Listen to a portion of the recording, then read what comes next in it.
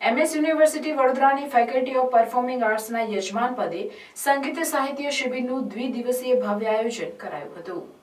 સાંસ્કૃતિક સમૃદ્ધિ અને શાસ્ત્રીય વિભૂતિઓના ભાવ સંગમ રૂપે કમિશનર યુવક સેવા અને સાંસ્કૃતિક પ્રવૃત્તિઓ ગાંધીનગર દ્વારા આયોજિત જિલ્લા યુવા અને સાંસ્કૃતિક પ્રવૃત્તિઓની કચેરી વડોદરા દ્વારા સંચાલિત તથા ધ મહારાજા સયાજીરાવ યુનિવર્સિટી વડોદરાની ફેકલ્ટી ઓફ પરફોર્મિંગ આર્ટ્સના સંયુક્ત ઉપક્રમે સંગીત સાહિત્ય શિબિરનું દ્વિદિવસીય ભવ્ય આયોજન ગાયન વાદન સભાખંડ faculty of performing arts Sursagar Vadodara ખાતે વિધિવત યોજવામાં આવ્યો હતો।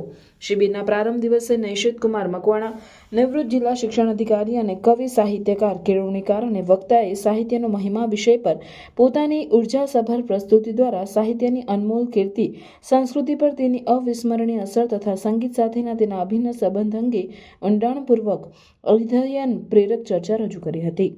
તત્પશ્ચાત ફેકલ્ટી ઓફ પરફોર્મિંગ આર્ટ્સના ગાયન વિભાગના અધ્યક્ષ ડોક્ટર રાજેશ કેલકર દ્વારા ધ્વનિ અને સંગીતના ચમત્કારો વિષયક ઉદ્દીપક વ્યાખ્યાન યોજાયું હતું, જેમાં સંગીત શાસ્ત્ર અને ધ્વનિ વિજ્ઞાનના મનમોહક તત્વોને ઉદાહરણો દ્વારા સ્પષ્ટ કરવામાં આવ્યા।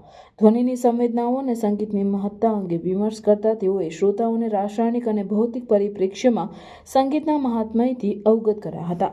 આ શિબિરમાં 100થી વધુ ભાવિ કલાકારો અને જ્ઞાન પીપાસુઓએ ભાગ લઈ સાહિત્ય તથા સંગીતના અવિનાશી સમન્વયનો પરમ આનંદ માણ્યો। શિબિરના દ્વિતીય દિવસે ફેકલ્ટીના પ્રતિષ્ઠિત પ્રોફેસર ગૌરાંગ ભાવસાર તેમના ઉચ્ચ સ્તરીય વ્યાખ્યાન દ્વારા કલાની ગહનતા પર પ્રકાશ પાડ્યો હતો।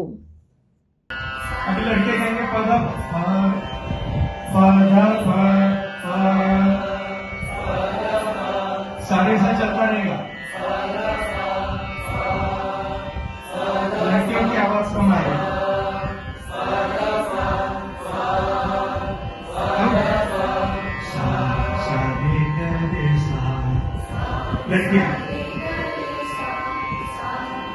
આજે અહીંયા ડૉક્ટર નૈશદભાઈ મકવાણાનું સાહિત્ય ઉપર લેક્ચર થયું અને અત્યારે ડૉક્ટર રાજેશ કેલકર કે જેઓ ફેકલ્ટી ઓફ પરફોર્મિંગ આર્ટ્સના ગાયન વિભાગના અધ્યક્ષ છે એમનું વક્તવ્ય થયું। કાલે પણ આ જ ઉપક્રમ રહેવાનો છે અને એક સાહિત્યકાર અને એક સંગીતકારની અહીંયા લેક્ચરનું આયોજન શિબિરમાં થવાનું છે। અહીંયા મોટી સંખ્યાની અંદર વિદ્યાર્થીઓ ઉપસ્થિત છે અને વિદ્યાર્થીઓની અંદર સાહિત્ય અને સંગીત વિશેની વાત અને એનું કૌશલ્યનું ઉજાગર થાય એટલા માટે આવા પ્રકારની શિબિરનું આયોજન અવારનવાર ફેકલ્ટી દ્વારા કરવામાં આવતું હોય છે। સંગીતના કાર્યક્રમો ઉપરાંત એના ભાગરૂપે આજે આ કાર્યક્રમ 2 દિવસનો શિબિર થવાની છે। એ માટે આજે હું અત્રે મીડિયાના માધ્યમથી વડોદરાની કલાપ્રેમી જનતાને પણ આવતીકાલે હાજર રહેવા માટે નિમંત્રણ પાઠવું છું। નમસ્કાર।